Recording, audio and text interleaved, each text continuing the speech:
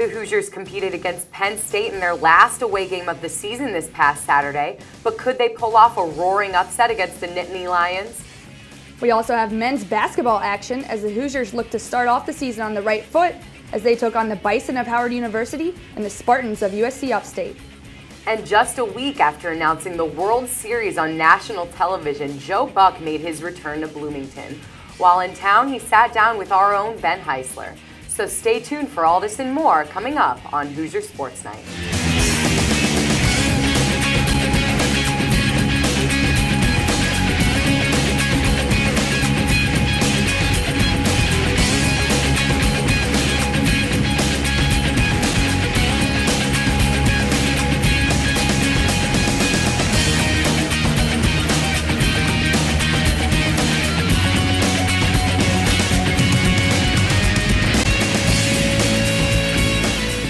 Hi, welcome into this edition of Hoosier Sports Night, where the girls are taking over the show tonight. I'm Kate Senne alongside Kristin Carroll. And Kristin, the IU football team had opportunities galore once again, but just couldn't capitalize on turnovers. Well, that's right, Kate. Coming into their final away game of the season, the Hoosiers knew they would have to win out to become bowl eligible.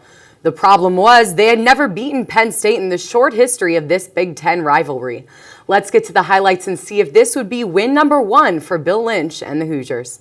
108,000 strong at Penn State's Beaver Stadium did not make it easy for this struggling Hoosier team, but the Nittany Lions weren't posing much of a challenge at first as Matt Mayberry intercepts Daryl Clark's pass, his third interception of the season. Mayberry also led the Hoosiers with 15 tackles for the game. 5 to go, here's Ben Chappell on the deep pass, and he connects with DeMarlo Belcher for a 26-yard touchdown to increase the lead to 7 after the field goal. And that was definitely a close call. Great catch by Belcher. Bill Lynch is happy for now, and I'm sure it didn't hurt when Clark was picked off again, this time by Nick Polk. And not long after, Penn State fumbled on the punt return, and it only got better for the Hoosiers when they did it again late in the second quarter. There's Tandon Doss on that recovery. Joe Pa is not having this at all, and his team begins to change the tide right before the half when Clark hits up Evan Royster for the 13-yard touchdown. And here's Bill Lynch doing his patented throw whatever's nearby shtick. No gum this time, though. Things still tied up in the third with 7 to go, and Chappell is picked off by Navarro Bowman, who runs 73 yards for the touchdown.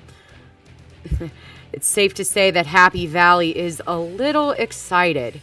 It only goes downhill for the Hoosiers when Stephon Green rushes 2 yards to increase the lead to 7. And as they would score again with 4 minutes to go, Indiana upholds its reputation as a first-half-only team and fails to qualify for postseason play for the 14th time in 15 years. The 2009 edition of Indiana University football has been marked with hope, missed opportunities, and utter heartbreak. The game in Happy Valley Saturday did nothing to change this trend. The Hoosiers started off strong enough to spur on hope for a win, but once again they managed to pull a defeat from the jaws of victory. Indiana started the game with a 10-0 lead, but it wasn't long before the team watched that lead evaporate, as Penn State went on to score 24 unanswered points. One positive of the game for IU was that the defense was able to create a total of 4 turnovers, but that didn't matter. The Hoosiers were unable to capitalize off of any of these turnovers, which left the door wide open for the Nittany Lions. Oh yeah, that's something that we've been struggling on all year. We get all these interceptions and we don't capitalize on those turnovers. So that's something we got to work on. Whenever we do get a turnover, we got to score or at least get a field goal or something to bury whoever we're playing. Now Indiana comes home to Bloomington to face its arch rival Purdue. Neither team will be playing for a bowl bid since the Boilers lost on Saturday as well. That makes next week's Old Oak and Bucket game look a little lackluster. But rest assured, next week's game will be a very closely contested battle, with both teams playing for bragging rights. From Beaver Stadium, I'm Nick LaGrange, Hoosier Sports Night. The Hoosiers badly missed injured running back Darius Willis as they accounted for only 48 yards rushing compared to Penn State's 181. The Hoosier passing attack had a great afternoon, however, racking up 298 yards. However, most of the offensive success came in the first half as the Hoosiers once again struggled to put a game away. AJ Schub has more from Happy Valley on this disturbing trend. After a strong first quarter where Indiana went up by 10 points and caused 3 turnovers, the Hoosiers were once again unable to hold that early lead. Indiana looked as if they would go into the half up 10-3, but with 6 seconds left on the clock, senior quarterback Darryl Clark hooked up with Evan Royster for a 13-yard touchdown pass to tie the game up at half. We were thinking, oh, we can move the ball on these guys. We knew we could move it on them going into it, and we did it. And, DeMarlo made a great play in the end zone, catching that touchdown.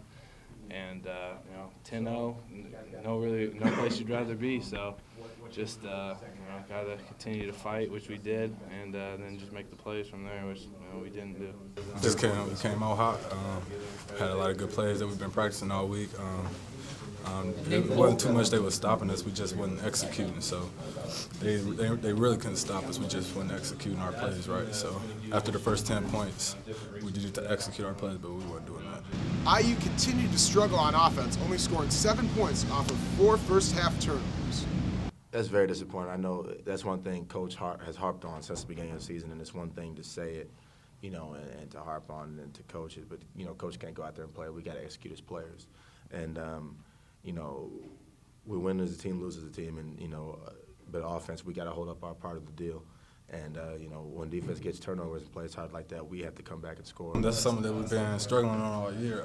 We get all these interceptions and we don't capitalize on those turnovers. So that's something we got to work on.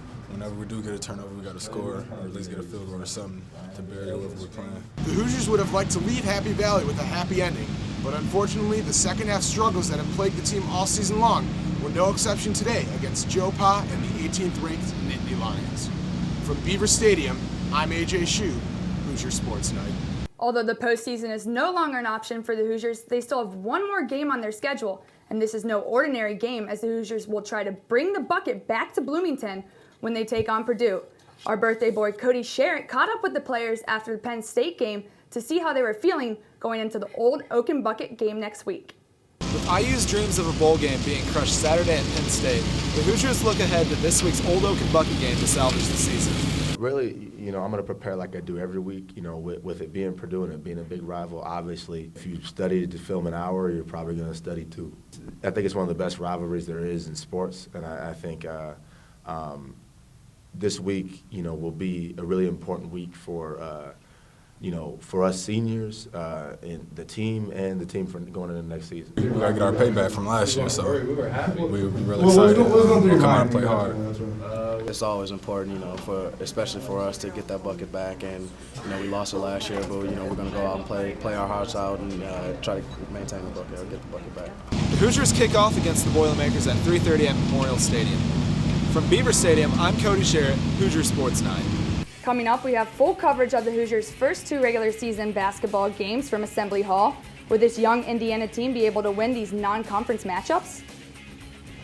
And our own Ben Heisler went one-on-one with Fox Sports anchor Joe Buck in an exclusive Hoosier Sports Night interview. Don't change the channel because Hoosier Sports Night is coming right back.